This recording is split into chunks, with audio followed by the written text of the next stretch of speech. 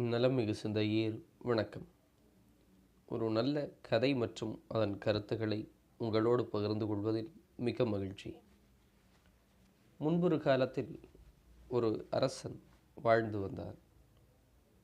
ஒரு நாள் அவன் தன்னுடைய படைகளோடு வேட்டைக்கு சென்றுவிட்டு திரும்புகையில் வழியில் ஒரு வயோதிகர், உனக்கு ஒரு நல்ல யோசனையை சொல்லுகிறேன் என்று எழுதி வைத்த பதாகையோடு அமர்ந்திருப்பதை பார்த்தான்.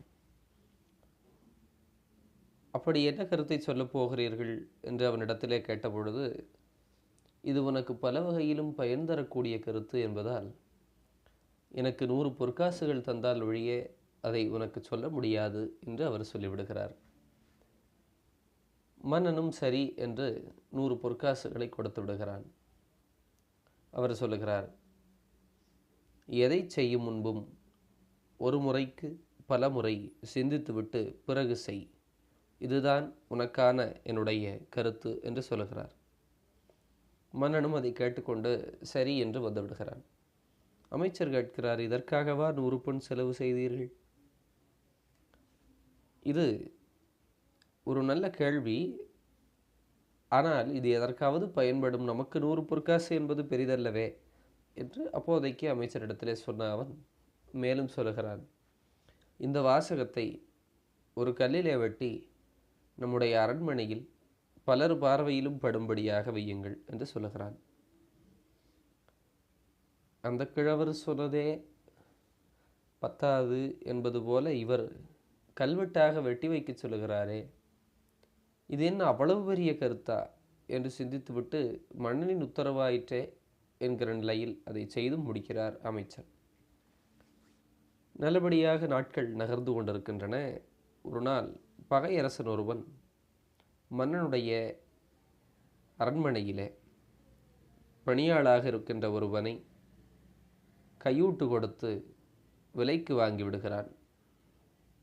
அவனிடத்திலே மன்னனுக்கு உணவு வழங்கும் பொழுது அதில் நஞ்சூட்டச் சொல்லி பணமும் பொருளும் கொடுக்கிறான். ஐயோ, நம்முடைய மன்னராயிற்றே என்றெல்லாம் முதலில் சிந்தித்து தயங்கினாலும் கூட பணமும் பொருளும் கிடைக்கின்ற மயக்கத்திலே அந்த பணியாளருக்கு ஒப்புக்கொள்கிறான். நஞ்சோடு அரண்மனைக்கு வருகிறான். அரசன் உண்ணக்கூடிய உணவிலே அதை கலக்குவதற்கு நேரம் பார்த்து காத்திருக்கிறான். அப்படி ஒரு நாள் அவனுக்கு அந்த வாய்ப்பு கிட்டும் பொழுது அரண்மனைக்கு வருகின்ற அவனுடைய பார்வையில் இந்த கல்வெட்டு படுகிறது. எதை செய்வதற்கு முன்னாலும் பல முறை யோசித்துவிட்டு பிறகு செய் என்று அது அவனுக்கு எச்சரிக்கிறது. அதை பார்த்தவுடன் அவனுக்கு பல எண்ணங்கள் தோன்றுகின்றன.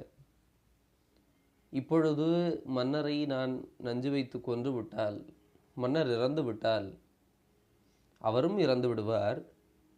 அதை செய்தவன் நான் தான் என்று தெரிந்தால் தண்டனைக்கு நானும் தப்ப முடியாது, இறந்து விடுவேன். நானும் இறந்த பிறகு அந்த பணத்தை வைத்துக்கொண்டு யார் என்ன செய்ய முடியும்? அது எனக்கு எப்படி பயன் தரும்? இந்த நாட்டுக்கு எப்படி அது நன்மையை தரும் என்றெல்லாம் பலவாறு சிந்திக்கின்றார்.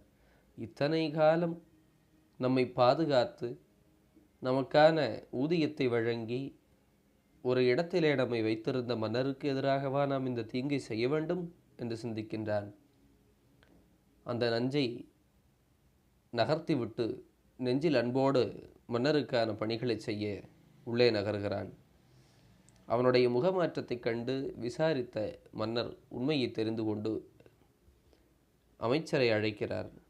அப்பொழுது அமைச்சர் என்ன என்று அறிந்த பின் சொல்லுகிறார், மன்னா, 100 பொற்காசுகளின் பயனை நான் இப்போது புரிந்து கொண்டேன் என்று. இதெல்லாம் ஒரு விஷயமா? இதெல்லாம் ஒரு கருத்தா? இதற்காகவா இவ்வளவு செலவு செய்ய வேண்டும் என்று எதையும் நாம் தள்ளிவிட முடியாது. ஒரு சின்ன துரும்பு பல்குத்த உதவும் என்று சொல்லுகிற போல ஒரு சிறிய கருத்து அல்லது ஒரு சிறிய சிந்தனை நம்முடைய வாழ்க்கையிலே பெரிய திருப்பங்களையும் நல்ல மாற்றங்களையும் பல நன்மைகளையும் கொண்டு வருவதற்கு காரணமாக இருக்கலாம். அதனால் இது சிறியதுதானே என்று எதையும் தள்ளிவிடாமல் சின்ன சின்ன படிகளால் தான் பெரிய சிகரங்களை நாம் அடைய முடிகின்றது என்கின்ற சிந்தனையோடு வாழ்க்கையில் ஒவ்வொரு சிறிய கருத்தினையும், நிகழ்வினையும், நிலைகளையும் நாம் அணுக முடிந்தால் வாழ்க்கை நம்மை நன்மையை நோக்கி நகர்த்தி கொண்டு போகும். சிந்திப்போம். வாழ்க வளமுடன்.